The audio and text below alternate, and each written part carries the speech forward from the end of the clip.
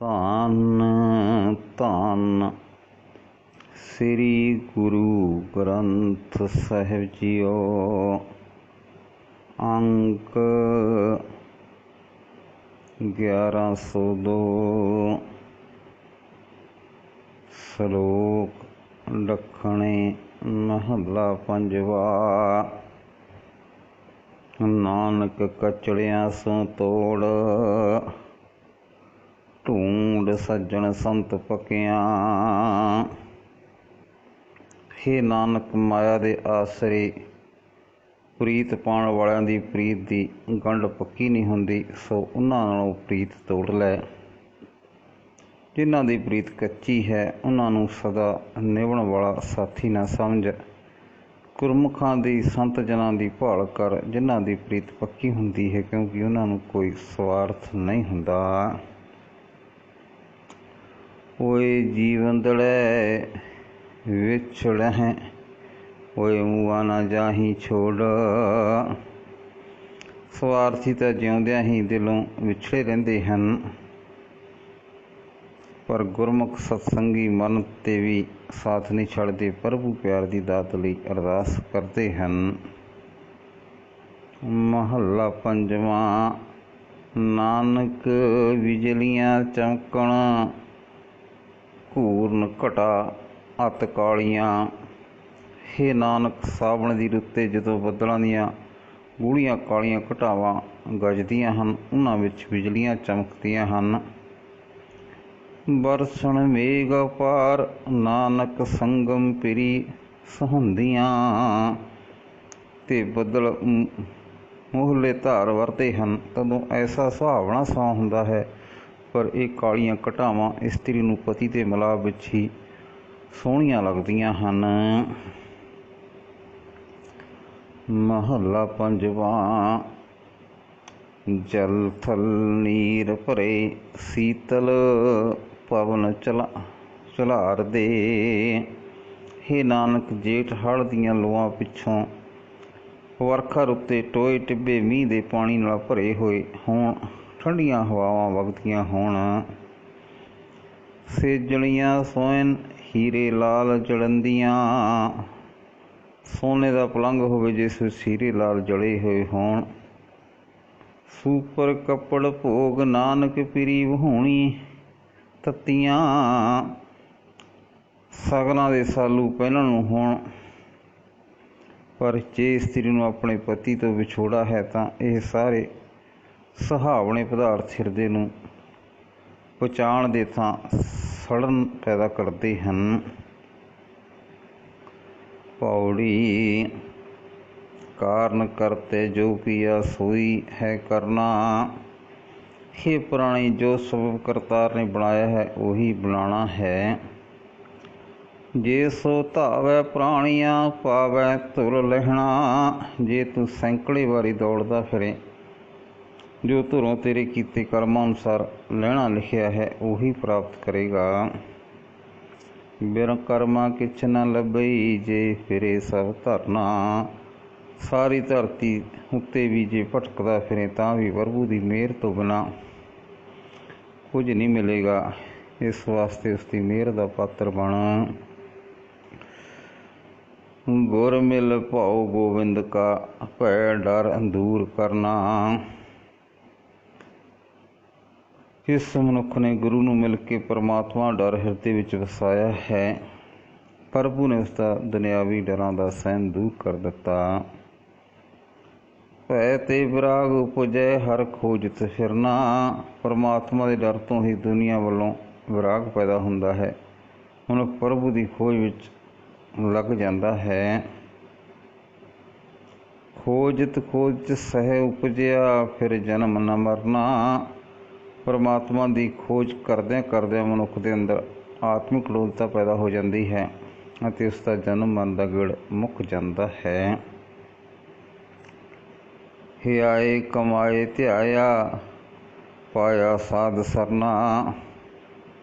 ਜਿਸ ਨੂੰ ਗੁਰੂ ਦੀ ਸਰਨ ਪ੍ਰਾਪਤ ਹੋ ਗਈ, ਉਸਨੇ ਹਿਰਦੇ ਵਿੱਚ ਨਾਮ ਸਿਮਰਿਆ, ਨਾਮ ਦੀ ਕਮਾਈ ਕੀਤੀ। ਬੋਹਿਤ ਨਾਨਕ ਦਿਓ ਗੁਰ ਜਿਨ जिस हर चढ़ाए तिस भव जल तरना। हे प्राणी, गुरु नानक देव आत्मिक जहाज है। हरि ने जिसनों यह जहाज विच बिठा दिता है, उसने संसार समुद्र नूं तर लिया। सलोक महला पंजवा। पहला मरण कबूल जीवन की छड़ आस। परमात्मा वालों सुनेहा है, हे बंदे, जे पहला हमें ममता का त्याग प्रवान करें तो स्वार्थ भरी जिंदगी की तांग छड़ देवें। होर सबना की रेणका तो आओ हमारे पास। जे सबना के चरणों की धूड़ हो जाए तदों ही तू मेरे नेड़े आ सकता है। महला पंजवा। मुआ जवंदड़ा पेख जीव दे मर जान। असल विच उसे बंदे नूं जिउंदा समझो जिसने संसारक वासना मिटा लईआं हन। ਜਿਹੜੇ ਨੇੜੇ दुनिया के रंग तमाशे माणते हैं वो आत्मिक मौत ते मर जाते हैं। जिन्ना मुहब्बत एक स्यों ते मानस प्रधान, ਉਹੀ मनुख श्रोमणी कहे जाते हैं जिन्हां दा प्यार एक परमात्मा नाल है। महला पंजवा। जिस मन बसै पार ब्रह्म निकट न आवै पीर। जिस मनुख के मन में सदा परमात्मा का नाम वसता है, कोई दुख कलेश ते नड़े नहीं ढुकदा। भुख तिक तिस सां व्यापी, जम नहीं आवै नीर। माया की भुख तेरे उस उत्ते अपना दबाव नहीं पा सकती, मौत का डर भी उसके नेड़े नहीं आउंदा। पौड़ी। कीमत कहण न जाइए सच साह अडूलै। ये सदा थिर ते कदे ना डोलण वाले शाह तेरा मुल नहीं दस्या जा सकता। सिद्ध साधक ज्ञानी ध्यानिया कौन तुद नूं तोलै। योग साधना विच पुगे हो जोगी, साधना करने वाले, ज्ञान चर्चा करने वाले ते समाधियां लाने वाले, इन्हां विचों किहड़ा है जो तेरा मुल पा सके। भन्नण कढ़न समर्थ है, उपत सब पर लै। प्रभु सृष्टि नूं पैदा कर ते नाश करन दे समर्थ है। सृष्टि की उत्पत्ति भी उही करदा है ते नाश भी उही। ਕਰਨ ਕਾਰਨ ਸਮਰੱਥ है, घट घट सब बोलै। जगत पैदा करने की ताकत रखता है, हरेक जीव के अंदर उही बोलता है। रिजक समाहे सब सै क्या मानस डोलै। हरेक जीव नूं रिजक बढ़ांदा है, मनुख व्यर्थ ही घबरांदा है। गहर गवी अथाह गुण ज्ञान अमूल है।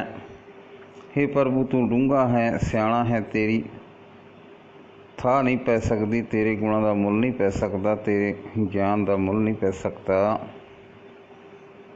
सोई कम कमावना क्या धुर मुल है। जीव वही कम करता है जो धुरों करतार ने उस वास्ते निस दिता है, भाव उसने किते कर्म अनुसार जिहो जिहे संस्कार जीव के अंदर पा दिते हैं।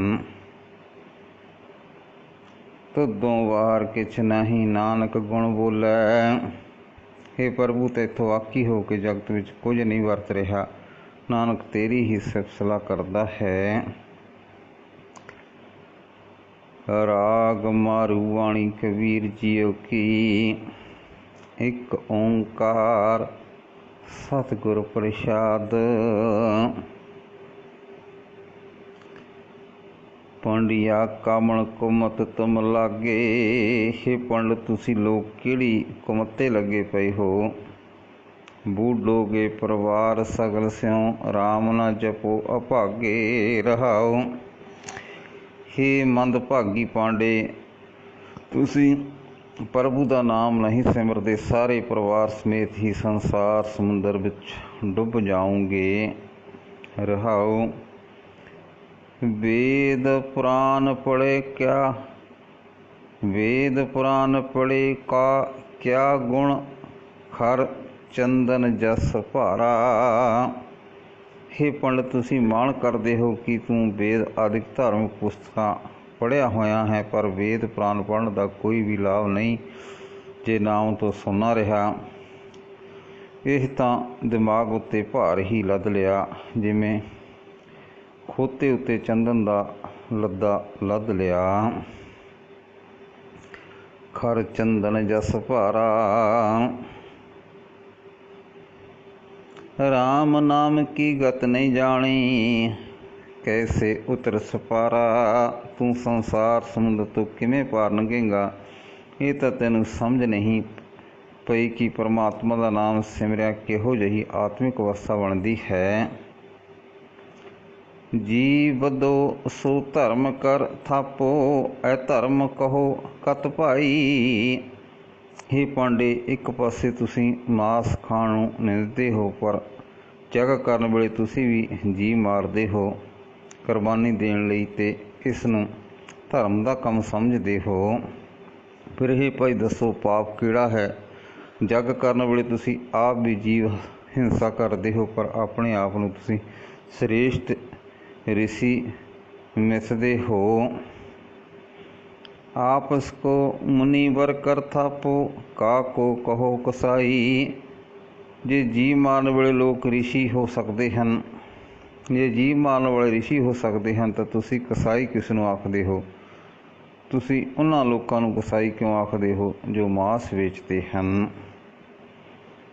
ਮਨ ਕੇ ਅੰਧੇ ਆਪ ਨਾ ਬੂਝੋ, ਕਾਹੇ ਬੁਝਾਵੋ ਭਾਈ। ਹੇ ਅਗਿਆਨੀ ਪਾਂਡੇ, ਤੁਹਾਨੂੰ ਆਪ ਨੂੰ ਜੀਵਨ ਦਾ ਸਹੀ ਰਸਤੇ ਦੀ ਸਮਝ ਨਹੀਂ ਆਈ, ਹੋਰ ਕਿਸ ਨੂੰ ਮੱਤਾਂ ਦੇ ਰਹੇ ਹੋ। ਮਾਇਆ ਕਾਰਨ ਵਿਦਿਆ ਵੇਚੋ, ਜਨਮ ਵਿਅਰਥ ਜਾਈ। ਇਹ ਪੜ੍ਹਾਈ ਹੋਈ ਵਿਦਿਆ ਤੋਂ ਤੁਸੀਂ ਆਪ ਕੋਈ ਲਾਭ ਨਹੀਂ ਉਠਾ ਰਹੇ, ਇਹ ਵਿਦਿਆ ਨੂੰ ਸਿਰਫ ਮਾਇਆ ਦੀ ਖਾਤਰ ਵੇਚ ਹੀ ਰਹੇ ਹੋ। ਇਸ ਤਰ੍ਹਾਂ ਤੁਹਾਡੀ ਜ਼ਿੰਦਗੀ ਵਿਅਰਥ ਗੁਜ਼ਰ ਰਹੀ ਹੈ। ਨਾਰਦ ਵਚਨ ਵਿਆਸ ਕਹਿਤ ਹੈ, ਸੁਖ ਕੋ ਪੁੱਛੋ ਜਾਈ। ਜੇ ਮੇਰੀ ਇਹ ਗੱਲ ਉੱਤੇ ਯਕੀਨ ਨਹੀਂ ਆਉਂਦਾ ਤਾਂ ਆਪਣੇ ਹੀ ਪੁਰਾਣੇ ਰਿਸ਼ੀਆਂ ਦੇ ਵਚਨ ਪੜ੍ਹ ਸੁਣ ਕੇ ਵੇਖੋ। ਨਾਰਦ ਰਿਸ਼ੀ ਦੇ ਇਹੀ ਵਚਨ ਹਨ। ਵਿਆਸ ਇਹੀ ਗੱਲ ਆਖਦਾ ਹੈ। ਸੁਖਦੇਵ ਨੂੰ ਵੀ ਜਾ ਕੇ ਪੁੱਛ ਲਵੋ, ਭਾਵ ਸੁਖਦੇਵ ਦੇ ਵਚਨ ਪੜ੍ਹ ਕੇ ਵੀ ਵੇਖ ਲਵੋ। ਉਹ ਵੀ ਇਹੀ ਆਖਦਾ ਹੈ ਕਿ ਨਾਮ ਸਿਮਰਿਆ ਪਾਰ ਉਤਾਰਾ ਹੁੰਦਾ ਹੈ। ਕਹਿ ਕਬੀਰ ਰਾਮੈ ਰਮ ਛੂਟੋ, ਨਾਹੀਂ ਤਾਂ ਬੂਢੇ ਭਾਈ।